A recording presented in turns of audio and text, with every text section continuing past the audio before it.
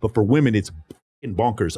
A guy who's an 8 is a 5 to them. Yes. A guy who's a 9 is a 7 to them. And the only 10 is Drake and Chris Hemsworth.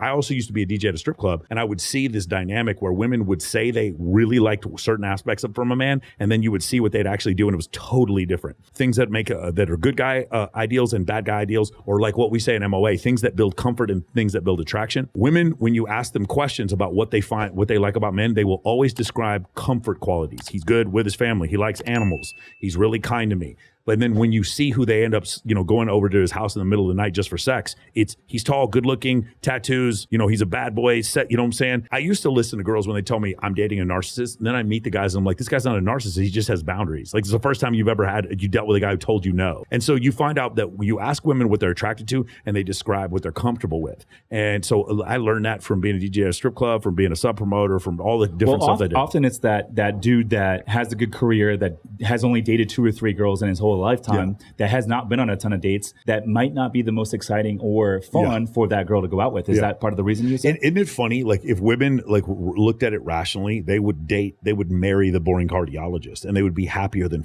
and have children that were looked after and have a very low drama, extremely happy life. But they don't. They end up wanting to fuck Brock the bartender who lives in La Jolla and sleeps on motherfuckers' couches, who's got 2 fucking inked up arms and takes roids every summer, that she's fucking that guy, and then just wonders, shocked at some point 6 months down the line when he cheated on her. Oh my God, I didn't think that was gonna happen. And why is that though? Why do girls prefer that? Yeah, so it has to do with survival characteristics of your ancestors 50,000 years ago. It has to do with evolutionary psychology. What's happened is that these cues for what were alpha men back 50,000 years ago, which would be the ability to conduct violence on her behalf, so broad shoulders, 6-pack abs, a V-shaped torso, height, except masculine looking face, jawline, maybe some scars, facial hair, etc., a deep voice, networking, like a surrounding or whatever. Those things, women see those. Like, the reality is the baddest motherfuckers in the world right now are 5'9" MMA fighters. You know what I'm saying? Yeah. They're recon Marines and Navy SEALs, and none of them are 6 feet tall. The reality of the situation is the baddest men in the world, the best fighters look like that. But she's still going from the male stripper from Thunder from Down Under, because he has this look that her ancestors saw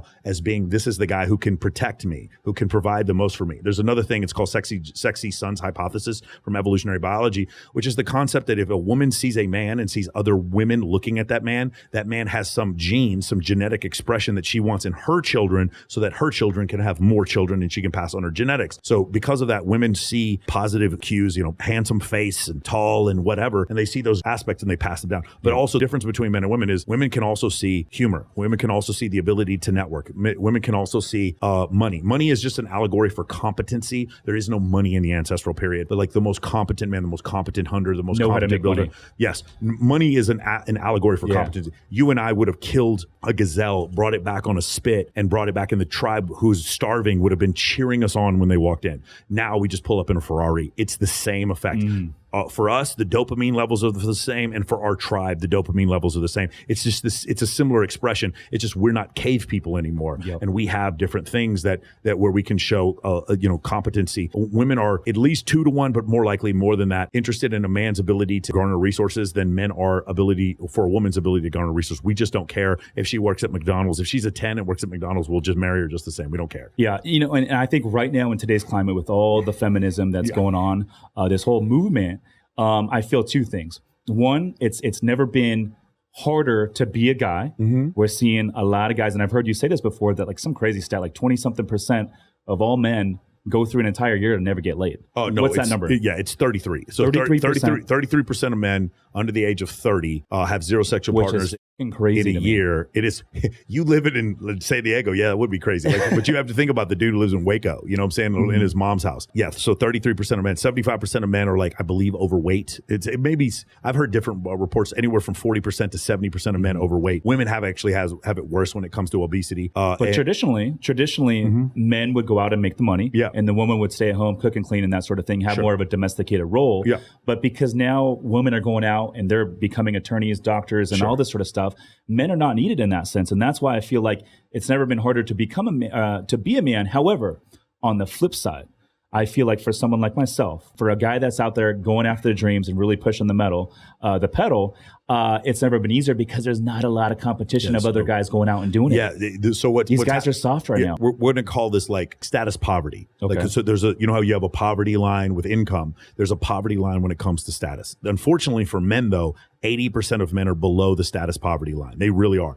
If you look on Tinder, Bumble, and Hinge, the data shows that 80% of men on those apps are deemed unattractive. In general, women find 80% of men to be physically unattractive, and the top 20%. So when you think about it, we would look at a 5 and see a 5. Although if we're in La Jolla or if we're living in San Diego, when we see a 5, we think she's a 3 because we're used to hotter women because we live in San Diego or we live in Las Vegas. So a girl who's a 9 in Dallas or not 9 in Waco, Texas, she comes to Las Vegas and she's a good 6. You know what I'm saying? Yep. So there's a little bit of inflation when it comes to us, but for women, it's in bonkers. A guy who's an 8 is a 5 to them. Yes. A guy who's a 9 is a 7 to them. And the only 10 is Drake and Chris Hemsworth. There are no other 10s. There's so few 10s that exist. What makes a guy a 9 or 10 for a woman? So it's a contextual thing. So when we're talking about Chris Hemsworth in a vacuum, she doesn't know Chris Hemsworth. She just looks at him on camera and says he's physically attractive. For us, what happens is you sit there and you get a mansion that you're trying to flip, like you're trying to sell whatever real estate. You got some partners trying to flip this mansion. So you throw a party at this mansion and you get a bunch of people there. And then every girl knows there that like the property's under your name and you're throwing the party. You are now contextually a 10 in that environment because compared to all the other males there, you're higher status than they are. So it's one of these situations where they deem most men to be unattractive, but they're fucking someone. So level of success and money has a lot to do with the attractiveness. Yeah. So for there's a great book on this. It's called Why Women Have Sex by Cindy Meston and David Buss. And for men, there's like 4 reasons why they have sex with women. For women, there's 237 reasons why women have sex with men. So we have this incredible ability to have a few things wrong with us and still do fantastic with women. I.e., I have a client who's 5'1", who's just surrounded by tons of beautiful women all the time because of his social alignments and because of the pre-selection that he creates. Women are competing for his attention, and the other women like don't really care what he looks like. They just see other women competing, so they start competing. Men, we don't do this. If I see dudes competing for a woman's attention, she's not hotter to me. She's actually, in some cases, less attractive. You see what I'm saying? So like, it's very different. Like the male and female psychology when it comes to attraction is in some cases opposite of one another. So that's where that whole thing happens. But like, yeah, I mean, it's you admitting as a society that we're completely different. That's what people need to do. Are we going to go back to a traditional level? No, things are not going to, the Overton window is not going to swing back to the right where women are all back in the kitchen. But it will swing a little bit, right? I don't know if it ever will. Like, you don't think so? To be fair, I think what happens is a few group of men who like me and the guys in my program, we listen to all the stuff that they talk about in the Barbie movie or on The View. And we're just like, that's cute that you guys are saying that. We're going to choose to not listen. We're not going to protest you. We're just not going to listen. Instead, I'm going to have multiple dates lined up when I go out. I'm going to go to the gym. I'm going to use pre-selection to my advantage. I'm going to show access to scarce resources, relevancy, and competency on my social media. It's cute that social media is huge. Yeah, it's cute that you guys think this, in the Barbie movie or whatever. Like, it's cute that you guys that eat, pray, love. You guys think divorce is like some sort of like award. It's to be celebrated. Okay, that's fine. Believe whatever you need to believe. I'm going to like not live like Post Malone, Machine Gun Kelly, and Tekashi 6ix9ine. I'm not going to do that. I'm going to actually be a little bit more masculine. I'm going to be the kind of guy. A woman's going to see me and be like, this is a man that would protect me and my family. I'm very attracted to. I'm gonna live in that world just for a little while. Let me see what happens. And I do that. And of course, I have I'm 46 years old. I have a 21-year-old goddess for a girlfriend who brings women home to me. I swear to God, like I could not make this up. If you go back 20 years, my life could not possibly be any better when it comes to dating and relationships. And the reason why is because I don't sit there and I don't make red pill content to like fight feminism. I have a ton of friends who are feminists. I'm just like, that's really cute that you think that. You're wrong. Sorry, you're wrong. But I'm just not gonna.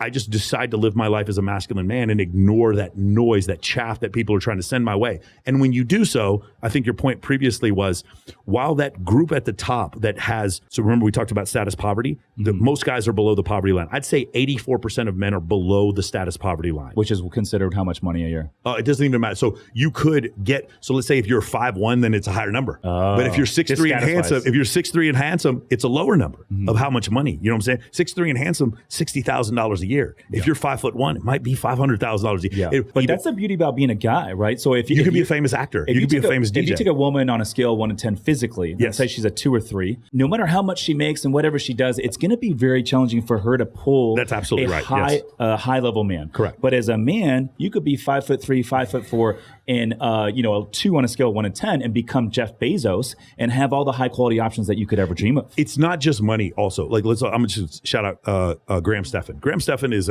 not a very tall individual. Graham Stephan's girlfriend is very attractive. Why is that? Because Graham has tons of status and he's very charismatic. He speaks incredibly intelligently. He's super confident, and he probably has some money too.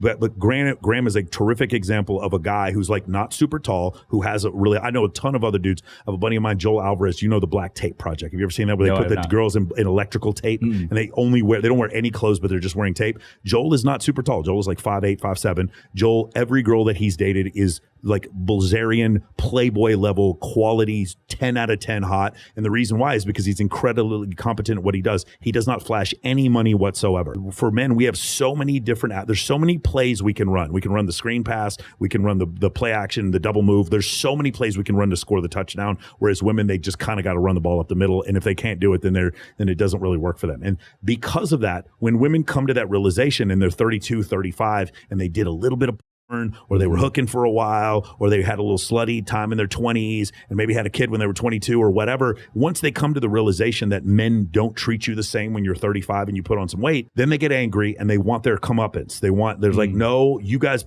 I went and got my master's degree. I turned my life around. I had an epiphany. Where's my man? And all the good men are like talking to 23-year-olds, and women are very angry about this. And then they're like again, one of the biggest issues I have is when a woman wants to date an older man, which most women do, it is considered a preference, a healthy preference. When a man wants to date a younger woman, he is a creep. That is a double standard that a lot of people have that I think is absurd.